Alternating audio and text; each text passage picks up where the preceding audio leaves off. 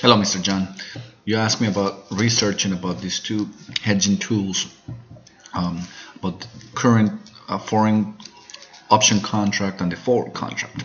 So I think I did a pretty good research on it, and I can tell you everything about it. So basically, the main difference between the two it's whether we think that the market is going to fluctuate a lot or it's going to stay stable.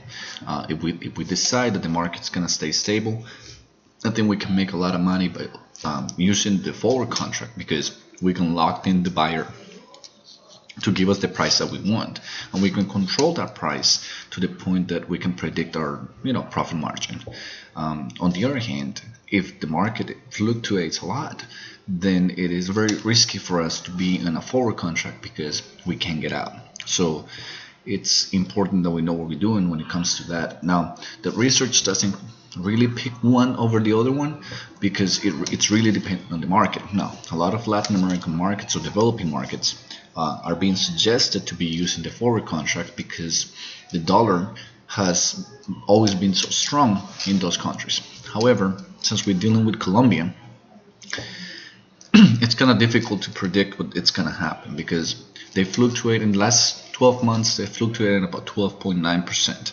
So if we were to do a deal, let's say last April when the peso was at 3,027 and the dollar was super strong at that time, then imagine that we had a forward contract where now it's May or maybe July, and now the dollar, the peso is at 2,077.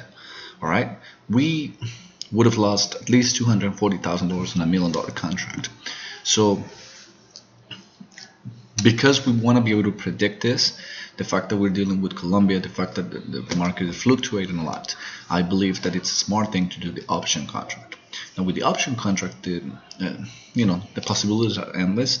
Of course, we can make more money and we can maybe hedge it in a different way with the forward contract, but in the option contract, it's more of a safe way to go about it because of the country that we're dealing with. So the beautiful thing about this option contract is that we can trade it in the market. So let's say we decide to exercise our option and he has to sell that product at that time at a specific rate, then fantastic. We like it, yes, let's go with it.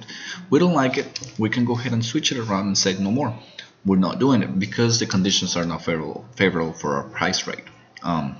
So that's what I think. It's the option contract is way better when dealing with, at least in this situation, when dealing with Colombia. Do you have any other questions?